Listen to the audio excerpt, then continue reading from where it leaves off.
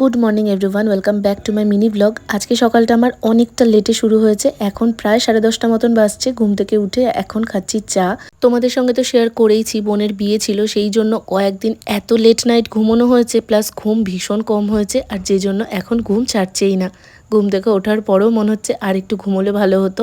মা একদম কড়া করে আদা দিয়ে চা করে দিয়ে গেছিলো, সেটাই খাচ্ছিলাম। আর এদিকে মা বানাচ্ছিল ভেজ কাটলেট। এটা কিসের বলো তো?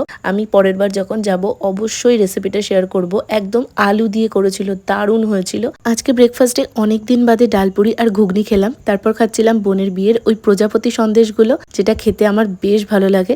আর এখানে এই পাঞ্জাবিটা জামাই বরণে রিন্টুকে দেওয়া হয়েছিল।